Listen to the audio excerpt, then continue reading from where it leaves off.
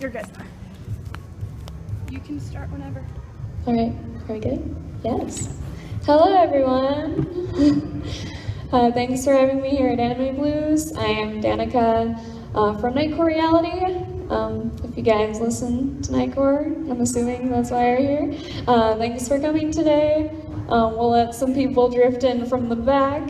Welcome, guys. I'm just gonna get started and do a quick kind of introductory, let you guys know a bit about myself and what I've been doing on my channel and some of these things, and then I'm gonna open it up for a Q&A, probably 20-30 minutes through, and then just let you guys ask me anything you want within reason. But so yeah, I'll just get started. I am 20, I'm from the Seattle area.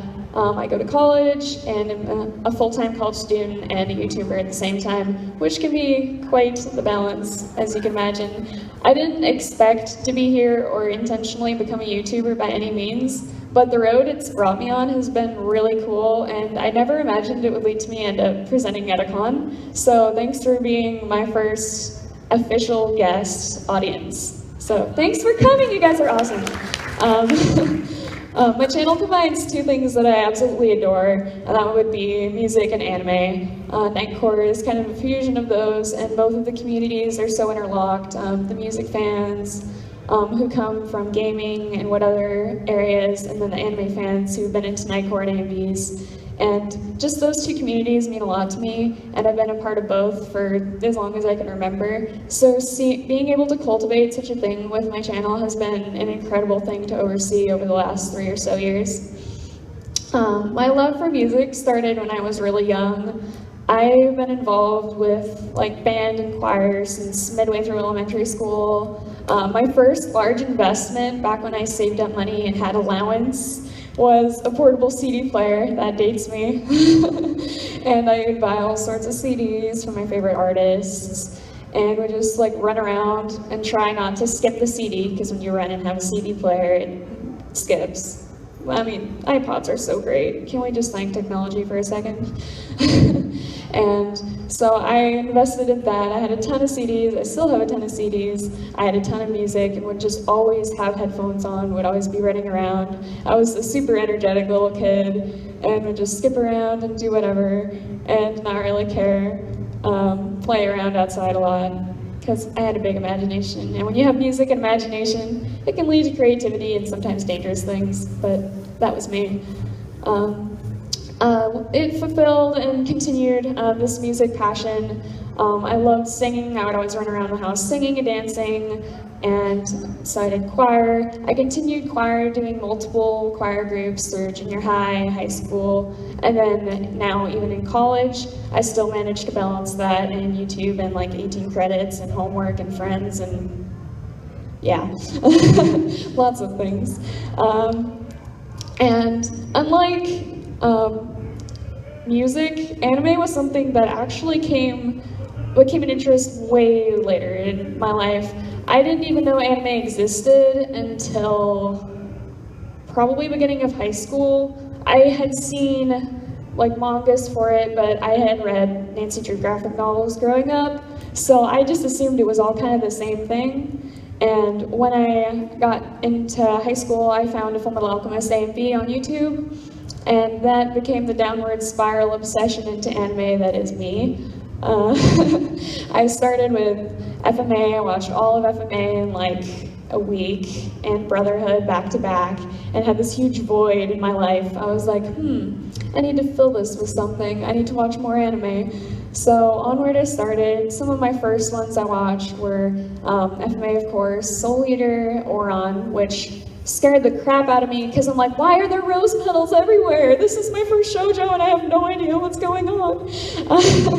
And Fairy Tail 2 was one of my first, I think those were my first 5 or so anime. Just my love for anime just kind of spiraled out of control. I kept continuing my love for AMVs. And that's ultimately what initiated my discovery of Nightcore. Because one day I was watching AMVs, because who doesn't do that? And boom, in the little recommended video box was Nightcore, and I was like, ooh, what's this stuff? It has an anime photo on it, I'll click on it. So I clicked on it, and lo and behold, an obsession began. Again, it's always YouTube's fault, isn't it? So I watched Nightcore, and I didn't really understood what it was at first, but like there was a lot of confusion back in those days because this was like 2012-ish, and Nightcore had just kind of started up, and no one really knew what it was, but they knew it was catchy, so they listened to it a lot. And I discovered it. I found out what it was. I immediately took a liking to it, and I listened to it for about 6 months-ish before I decided I wanted to start making it for my own recreational purposes. Mostly because there were several things, well, I really did like Nightcore. There was a couple things I wanted to change about it.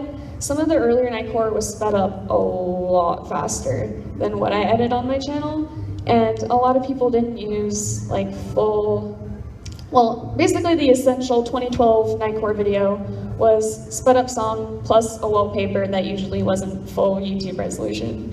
And I was like, I think I can change this. I'll just make videos for myself with images that are full screen and a song edited to my taste, and then I'll just put it up, and if I'm the only one who listens to it, so be it. But apparently that wasn't meant to be, because here I sit with over 1.7 million subscribers. Holy cow. Yeah, that's incredible. But yeah, the channel just, it grew over time. At first I didn't include lyrics in my videos, but because Nightcore is sped up and sometimes can be hard to understand, that was something I really felt was important to add to videos, because lyrics are really important to songs, and it's one of the things I really love in music, are just like the importance of lyrics, and especially when paired with anime, it can tell a story almost, and that's what I tried to do when I started adding lyrics to my Nightcore, is kind of create like an experience, almost like an AMV, but not quite, because it's just focusing on the music itself rather.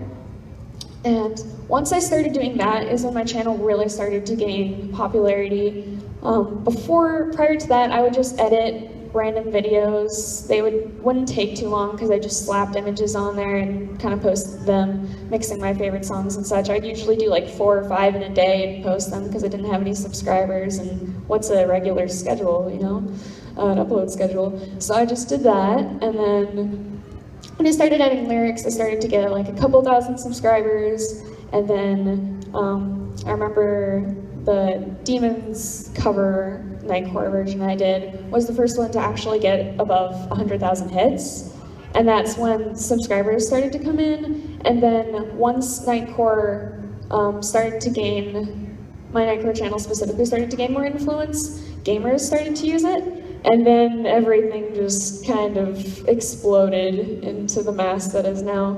Because Nightcore was a very, very, very small community back when I started. The largest channel probably had 70,000 subscribers.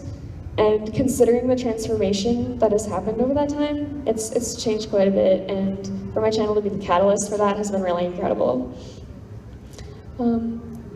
Yeah, so after things grew, this happened probably right about when I was finishing high school, to give a time reference. So I started liking anime and getting into Nightcore about freshman, sophomore year of high school. And then when high school was finishing, that was right about the time I went to my first convention, which was SoccerCon in Seattle. And then I started to get all of, where was I going?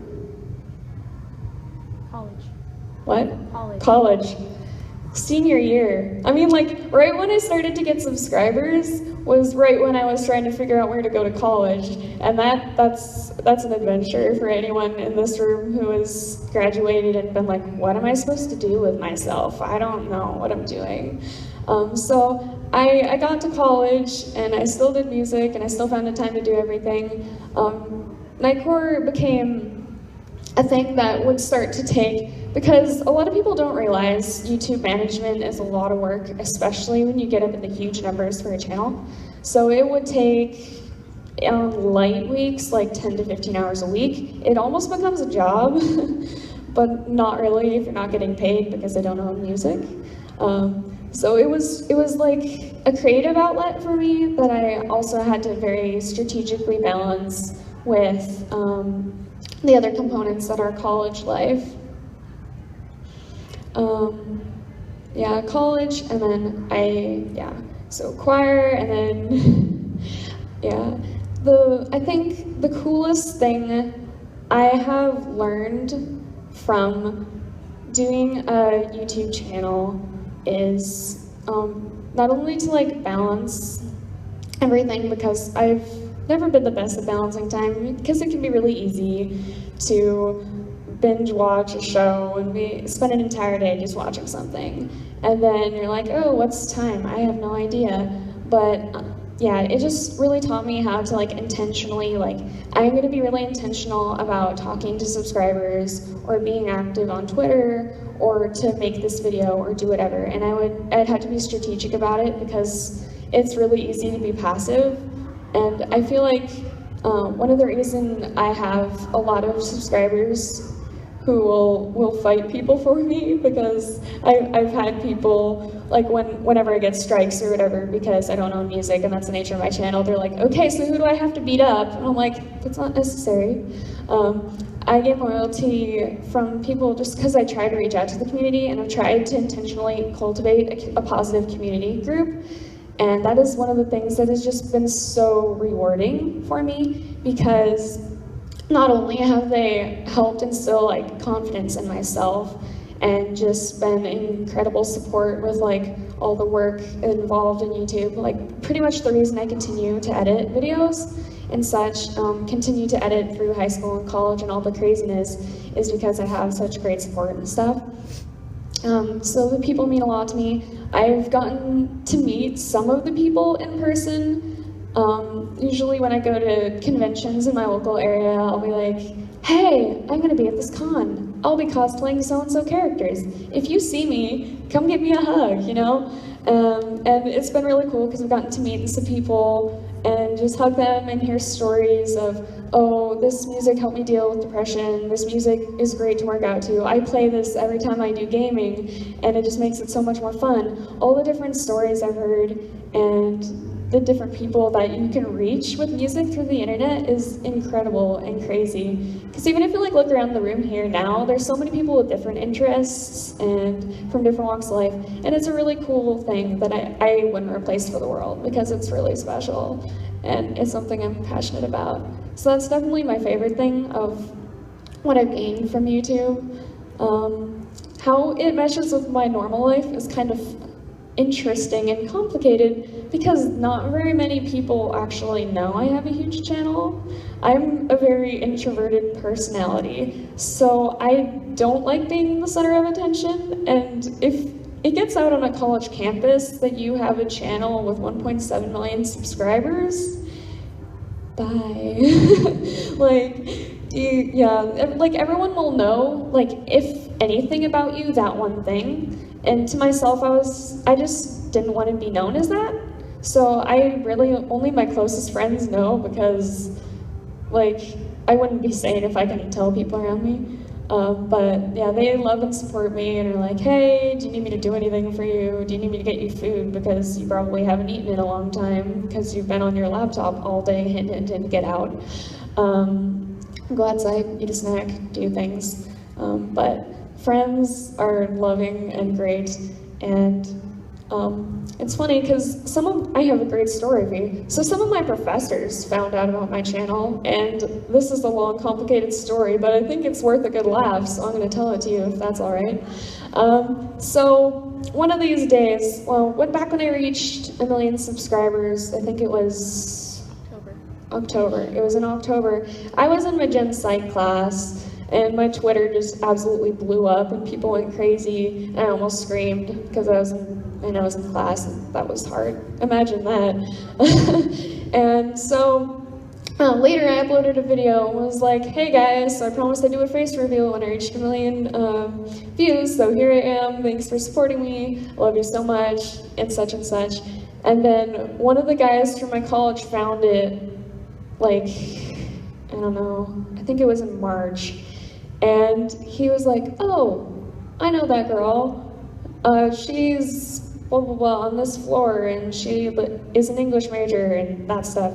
So he talks to a friend who's on the university newspaper. The university they were gonna do special features on people who do like interesting and unique things like during college. So he's like, hey, you should talk to this girl because she has a YouTube channel that's popular. And so he went to the professor who headed up the newspaper and was like, hey, so there's this girl. And he's like, no way, she is a student worker in the English department. And the comm and the English buildings are like connected, the offices for that. So he would walk past my desk every day and stuff and say hi to me all the time. So one day he just comes up to me and is like, NightcoreReality. And I'm like, what? No one knows this. What are you saying? And yeah, he's like, so you have a channel. And I was like, how did you find out? And he's like, well, so-and-so told me, and so-and-so told them. And yeah, so this guy's gonna approach you and ask if he can write about you in the paper. And I was just kind of like slack jaw there, because I never, ever, ever expected like professors to find out, because most of them are old, let's be honest. The one who particularly talked to me, the media one, he was probably in his 30s, and he was a pretty chill guy. But he was, yeah. And then he ended up telling two of the other profs. I'm like, can you please not tell everyone? Yeah, thanks. So I ended up not doing the feature just because of like publicity reasons, because all of the articles were posted on the internet, and if the internet linked to my university, they would give away like where I lived and stuff. So I was like, you know what, that's probably not a good idea. So I ended up declining that. But it was the most bizarre, crazy chain of events, because now most of the main professors in the English department at my college know about my YouTube channel, except for the chair who I worked under. So thank God he never found out, because I never would have lived that down. And yeah, so for the most part, it's pretty much separate. I only really recognize when I go to conventions, because usually I'll be in cosplay, but if I'm not, I'll have people come up to me, or even sometimes I have been in cosplay and people come up to me and talk to me, and it's been a really cool and unique situation. So it's stayed pretty separate. There's been several cases in which it's overlapped besides conventions, most of which are just the connections I've made through my channel and people I've gotten to meet. I've gotten to meet people in LA who were interested in presenting like music for me to upload and possibly get publishing rights for, which is really incredible, because a lot of what's popular right now is cover versions in Nightcore, and what they offered was like, hey, we can produce covers, and if you like them, you can upload them, and you can actually start earning revenue for things that you like to do, because Nightcore and like owning a channel is such an involved thing. If you're not earning revenue from any of your views, it has to go somewhere eventually, because YouTube is meant to be a business, and like switching from something that started as fun, but when it's almost 2 million users, it has to start paying or something's gonna break. So just seeing like it transition from something that like as it grew, it almost became like a dread because I didn't know how I was gonna do it, and then opening opportunities of business and saying, hey, I can do this, I can go somewhere, I can even do music things. They even offered for me to sing in some of them, which is incredible and has been a long time dream of mine. So you might hear a song that has my voice in it in the future, which is absolutely beyond something I ever imagined, seeing as I've done singing since like that tall. And it's a really incredible blessing, and I'm really excited to see where it all goes. I'm not entirely sure what it will offer me in the future, but I do know that it has taken me so far and has really blessed me, and it landed me here, which is a pretty cool place, so I like it. That's all I have for a story for you guys. So I'm gonna open it up to questions because I'm sure you guys thought of stuff while I talked and talked and talked. So I'll let it loose to you guys. Not really. If I was actually earning money from my videos, I would probably be making millions, but I'm not at all because I don't own music. The nice thing about the videos are that the artists do get the revenue from it. So people are like, you're just stealing music and uploading it. And it's like, no, they're claiming the videos, they're okay with them being on my channel. They're making the money from it. And like, I am uploading these songs because I love them and I want to support the artists. And being able to like reach out to them and be like, hey, can I upload your music? They'd be like, yes. And they monetize it. And it's able to support that artist. And that's a really cool thing to do. As far as what I've been able to actually earn myself, I have a Patreon, which I put up for people specifically to support the video editing aspect, since I waive all ownership of music, which I no longer have it directly linked to my main channel page, just because with all the copyright strikes I've been getting, having that linked to my page might be a little iffy, but people can take that and be like, you're using this to manipulate the system. And it's just something I have to be really careful with because I don't own music, but I've been able to get a little bit through Patreon to help support me while I was in college, and that was really important, especially like before this music opportunity came up with uploading other stuff and maybe getting revenue from that. I'm actually working on a couple songs right now to get up, different cover versions that might be up soon in the future, and once that comes up, I can start getting revenue, but as of right now, there are only, I think, maybe 2 or 3 videos on my channel that are actually monetized. So nothing notable has been earned yet through actual YouTube monetization. If that answers your question. In the front here, white. What types of editing software do you use, and how did you learn to use them? Okay, so for video or for actual Nightcore. Okay, so for Nightcore, I use a program called Audacity, which is 100% free, and I learned it by just asking other Nightcore creators at the time when I started, and I was like, hey, what do you use? And they're like, oh, I use Audacity. So I went and downloaded it because it was free, and I checked it out, and I self-taught myself because back then there was no guide to Nightcore. Now, if you look on the internet, you can actually find YouTube Nightcore tutorials, which is really handy. Also, self-plug to my side channel, I uploaded a panel at SoccerCon where I did a tutorial walkthrough of creating a Nightcore track. So if you want to see that, that's on my side channel, which is linked to my main channel on my main page if you need to find it. Anyway, but I taught myself the program. It's actually fairly easy to use once you get the hang of it. There's a lot of options and you play around with it. And it was a bunch of experimenting. It was kind of frustrating at first because I had no idea what I was doing. But once I got the hang of it, I just kept doing it, and I learned other features, like you can crop things and fade them out, and enhance the bass was something I started doing later on, since when you lift Nightcore up into higher pitch, you need to enhance the bass or it's gonna sound pretty flat. I just learned how to use it to the max, and it's an easy program, it's free. So by all means, if you want to experiment with that, you can just check it out. No harm done. For video editing, I use Windows Live Movie Maker because there really isn't that much that needs to be done for the type of video I like to do.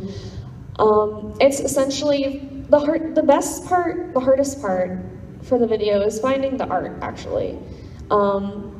And being able to use that. So once you find a full art, that is what I like to have speak for the video along with the song, because a lot of people like to use fancy flashing lights and audio spectrums, but I just prefer the simplistic nature of Nightcore, because that's back when I started.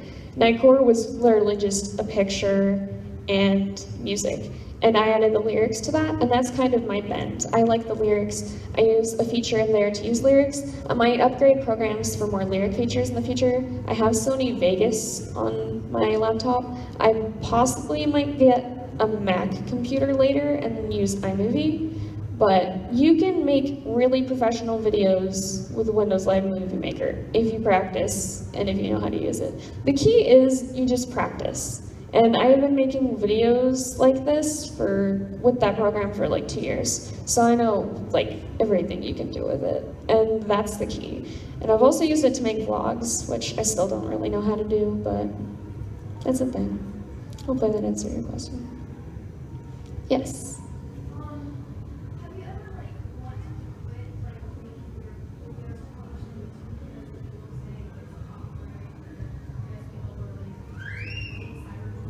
Because of like hate comments or because of copyright? Either.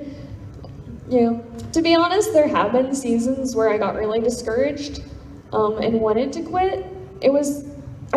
To be honest, I've never really faced that much hate, which has been a blessing because on my channel, I've never asked anyone ever to subscribe, ever. So everyone who clicks the button for my channel said, wow, I really like this, by themselves, and click subscribe. So the people who watch and listen to my channel really genuinely want to be there, and hate almost doesn't exist because I have been managing the community like close hand for so long. There is so little hate and there is so much love in the comments of my videos, and it makes me so happy every time. So every time I get discouraged, all I have to do is go read comments and I almost cry because people are so kind.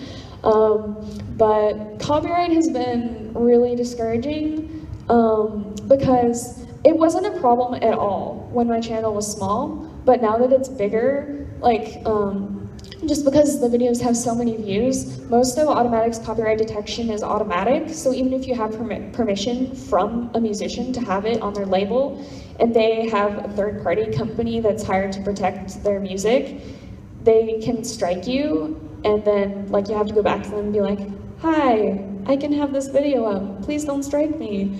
But it gets really stressful, and especially like, because recently I had a double strike of 2 songs from the same artist at the same time, and I almost had a heart attack because I was like, if I got one more by any random chance, my whole channel would be gone in a poof.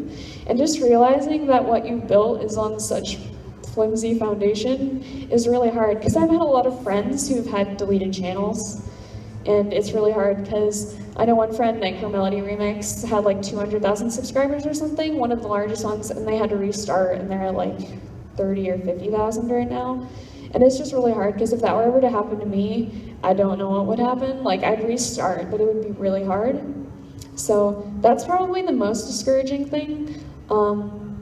Yeah, probably the thing that has discouraged me the most is just the time commitment, because sometimes I'm like, is what I'm doing really worth it? Because the thing about YouTube is, yes, you like put it on the internet, but you never see the faces. You never see the people who like see your who enjoy your content and whatever. Sometimes they'll leave comments, you know, but like until you see the people like what I'm doing now, it can be extremely discouraging just because it's sent out into the void and you spend so much time on it. So that's been the major, I think, discouraging thing, is just like spending the time, but getting to meet the people and like all the loving and caring feedback from like people in the comments and the stories, because people will email me too and say like, I appreciate what you do so much, and those are the things that make it worth it.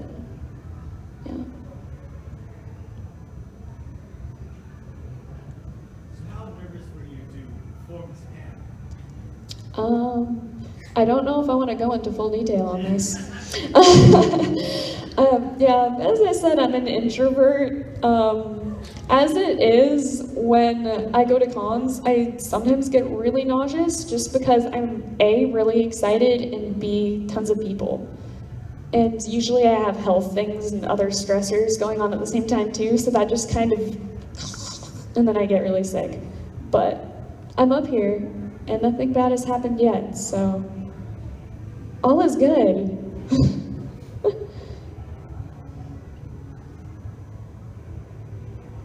Any other questions? Yes. Is there a particular artist or artist that you really like that has been really or anybody who's really great? Of course,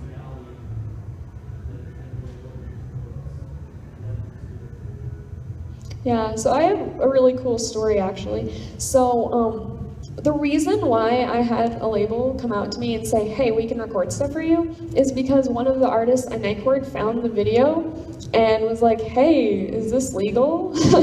And then they were like, this is actually like really cool, because they got exposure for a song that had, I think the original, someone specifically asked me, sent me a message back when I had like 50,000 subscribers, were like, hey, can you edit for this video? And no one really knows about this artist, but can you do this song? And it was Dirty Angel by Courtney Janae, which not many people had probably heard of her prior to. But basically, we connected through that, and actually ended up meeting her and getting to talk to her, and it was really cool because I also found out that she writes music for K-pop as well. She did work for, she did Brave Heart by Girls' Generation. She did some stuff for EXO. She did Shake That Brass with Amber, and that's one of my favorite K-pop songs, so I had like a mini fangirl moment. Like, it's possible for famous people to fangirl because I do it all the time. Like, define famous, it's different for everyone. And it's just really incredible to see people who accomplish different things and being able to meet them. And yeah, just to be in contact with some of the musicians has been really cool. But just the whole door into professionalism through Nightcore opened through her, and that was a really cool, incredible thing. And also back earlier, I actually was reached out to by Starset, who I did My Demons for. And they were like, yo, can you do Carnivore also?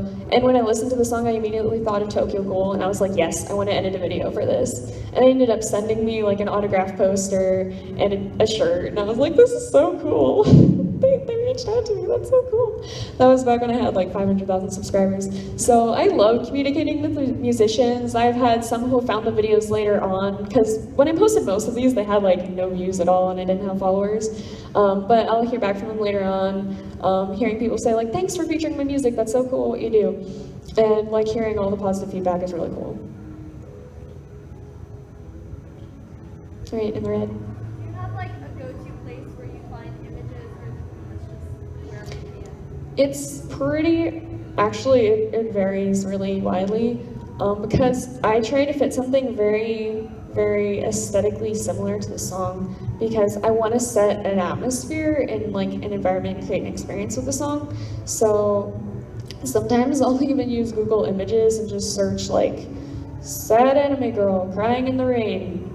I don't know, whatever I feel like I need. Because when you use specific art sites, they usually need a tag.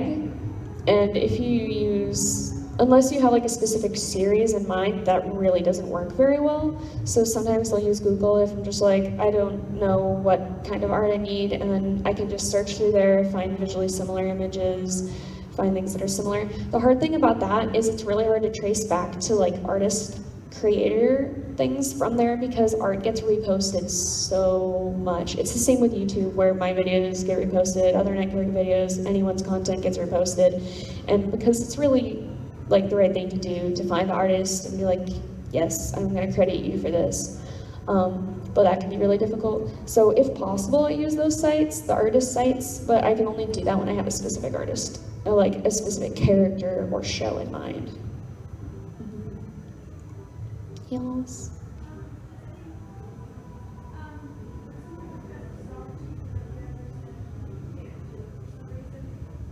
Well, I used to take, well, pretty much I didn't make guarantees at first. I would just take, back when I did take requests, I would usually take what was upvoted by the community because I knew it was something they wanted to hear, or I would take songs that I would listen to or was familiar with already and really liked, because I can't edit a song I don't like, because lyrics take an hour, 2 hours to edit, and if I don't like the song and I have to listen to it for so and so long while editing it and then editing the video, I'm gonna go crazy.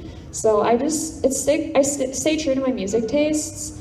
If it overlaps, I definitely will do it. I did a lot of requests back when my channel started. Now I just mostly focus for like community upvotes, simply because it's impossible to scroll through like thousands of comments and pick out all of these like requests just because of the volume of how things are now. I also don't do rap, and I don't do anime and K-pop, because copyright-wise, those will get you down faster than, yeah, very, very fast. But it's mostly just keeping into consideration my own personal music tastes, and then like how it will look like copyright-wise, because I want to protect my channel, and certain artists are very dangerous to upload, so I keep that in mind now, especially since my channel is so large. Yes.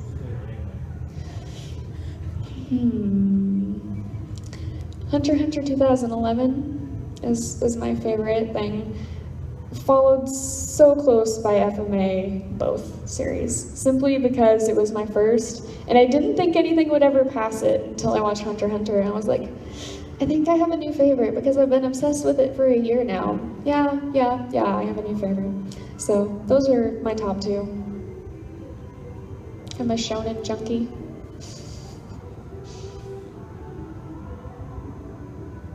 Yes.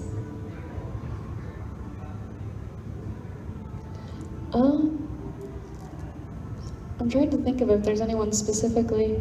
Not really, simply because when I go on YouTube, I mostly listen to my own, or I usually I'm managing my own content, although I listen to a lot of like anime-related videos, and oftentimes there's not very many channels that have like all of those in one place, so I watch a lot of AMVs. I like DJ Joe's music because I love EDM, and he mixes that in anime, which is really cool, so I guess shout out to him.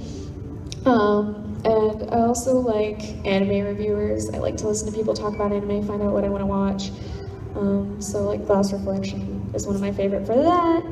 Yeah, and it's pretty cool. So those are probably some of the bigger ones. And then otherwise I'll just listen to a lot of music and AMVs, and those just come from wherever. AMVs are actually where I find most of the music that I like, and then ended up editing. So that's a cool thing.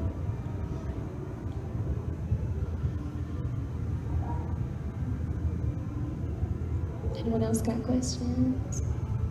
Yes? Least favorite show? Probably High School of the Dead, because I don't like fan service. I don't know why I watched that show. I don't know why I watched that show. I guess I thought I was gonna get resolution on whether or not they lived, but like it didn't really end, and I was like, okay. So yeah, if you like boobs, mostly boobs, and bullets, watch High School of the Dead. It wasn't for me, but I watched it anyway. The things you do for anime. Anyone else? Sorry. The longest I've binge watched, as in like the shortest amount of time I've completed a series, or the most episodes I've watched in one sitting. Okay, I once watched 56 episodes of Hunter x Hunter back to back with a friend, like within like less than 2 days. Yeah, that was pretty crazy. Because Hunter x Hunter is my ultimate favorite show. So whenever I make a friend, I'm like, if you want to pass the true staple of friendship, you will watch Hunter x Hunter with me. So I will go over to their house, crash at their house for like X amount of days. I did this with her twice. The first time we watched 48 episodes, the second time we watched 56 episodes. And yeah, so that's the most I've watched in one sitting. It was really intense, but that show was so good I could honestly watch the entire thing in one sitting. So, yeah. And then the fastest I've probably watched a series, I don't know. I watched Fate Zero in a day once. That was a good time. I love Fate Zero. It's really dark though, so you have to watch something happy afterwards. I think the show I watched immediately after Fate Zero was Nichijou, which is 100% recommended. My Ordinary Life, for those of you who haven't seen it yet. It's really good.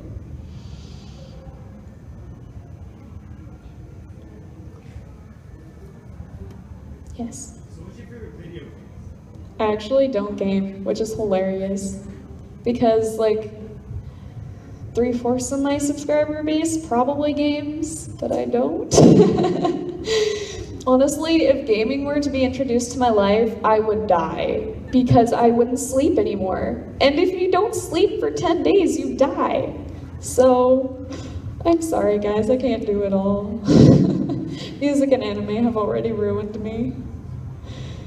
But Mario Kart's really fun. That's the extent of my gaming. And I played RuneScape back in the day, for those of you who remember that. Junior high. Yes? What are your favorite things to cosplay? Ooh. Right now I'm on such a hard Ruby kick. I have cosplayed Ruby and Pyrrha and Blake, and I want to do more. And it's bad for me. My first cosplay was Killua from Hunter x Hunter. I love cosplaying redheads. Go figure. Most people want to branch out and do something different, but not me. So, yeah. I feel like because I've only been cosplaying for about a year and a half. Most of my first cosplays were male, actually, simply because they're easier and like there's not as much pressure to like be really good at makeup. Because before cosplay, I really didn't wear that much makeup at all. So I got into cosplay, I was like, what is makeup? And then, yeah, now that I know how to actually do makeup, I do more like female cosplays, and I branched out and built foam armor, because Pyrrha has armor. Saber, I cosplayed Saber. I worked on Saber's armor for like 4 months. It was intense, over the course of 4 months, because it was during college. See, and people wonder why, between like cosplay, anime, and music, my life is absolutely ruined. Yeah, but yeah, I like to build foam armor. Cosplay is really fun. I like hard things and costumes that make you suffer. That's my definition of favorite cosplay. Yes. Yes, I love Aura. Is there a such thing? I cosplayed Karu with a friend. I don't know if I feel like my favorite when I first watched it was actually Mori, but I feel like I'm a Tamaki person now. I don't know. I love all of them to bits. Yes? Oh gosh. I actually don't cry that often during anime, but when I do, it's all or nothing. Your Line April had me in shambles for like 3 months. Ruby Volume 3, though a web series, not an anime, it still has me crying. Yeah, probably Your Line April takes the cake. I remember FMA made me cry in several scenes also. Steins Gate had me crying toward the end, because that's an emotional roller coaster.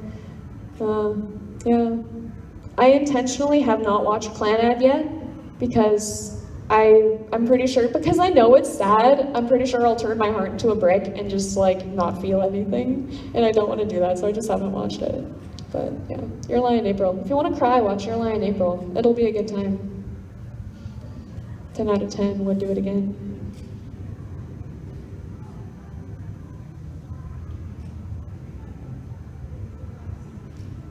Anyone else got questions? How much time here left we have? We have 15 minutes-ish left. Yes? What upcoming anime are you most excited for? There's a lot of sequels this next season. I haven't actually seen most of them. I know there's a lot of good sports anime for like different sports that are coming out, because I know there's going to be a rugby one soon. There's a soccer one next season. I'm really excited for that because I played soccer for 4 years. I also played volleyball for 5 years. Haikyuu season 3 though. Yes. I may or may not have a sports bias because I was an athlete. So I like sports. Pretty much anything animated by Studio Madhouse is really good and solid, because they did Death Parade, Parasite, Death Note, Hunter x Hunter. Yeah, they're really good stuff. And yeah, so I'll pretty much guaranteed watch anything from Madhouse. Anything that's sports, I'll give a try. And then usually action shows beyond that, because I'm a sucker for shonen. It's good stuff.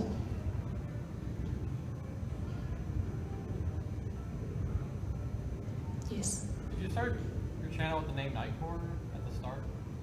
No, my channel's actually always been NightcoreReality. There was never a specific channel just called Nightcore, I don't think. Yeah, most of the channels back in the day didn't have Nightcore names, because I feel like most people started recreationally and just had whatever their channel was, and they had Nightcore on it. And then like later on, like when I started and other people started, there was a lot more people who had like Nightcore specific names. Like mine was probably one of the first popular ones that had a Nightcore name. And it's funny because I actually got my username from when I used to play this online like chat, like fashion game. I don't know why I played it or found it enjoyable, but the darndest things happen, man. And like my username on there kind of like kicked a thing in my brain, and then it changed a bit, and then I added Nightcore to it. And then, yeah, because my username was Unreal, and then Reality, NightcoreReality. Things happen. That's how that happened.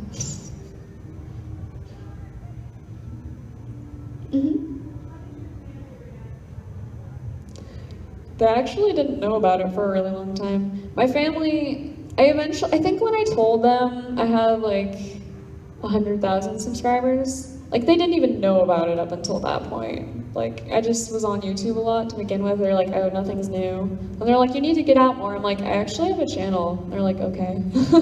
But yeah, that, and I didn't tell my college roommate for most of the first semester I roomed with her. And then I was like, Sam, can I ask you a question? Hypothetically, if you had a channel with 200,000 subscribers and didn't know what to do, what would you do? She was like, are you kidding me? And that was how that happened. So yeah, I just didn't really tell that many people at first, but yeah. My brother didn't really like Nightcore. He thought it was dumb. My parents thought it was cool. That was how it happened. It was funny. But yeah, my parents are really supportive of it, which is a blessing, because they've always been against me spending a lot of time like doing technology and stuff, just because like I grew up in a household where we didn't have video game consoles at all, and that's why I'm not a gamer, is simply because I wasn't raised in it. And now that I'm in college and kind of have a set way of how I budget my time, adding another thing would be absolutely lethal. So yeah, just like growing up in that environment and then having your parents be like, okay, so you have this, and then supporting you was really cool. So they've been good about that.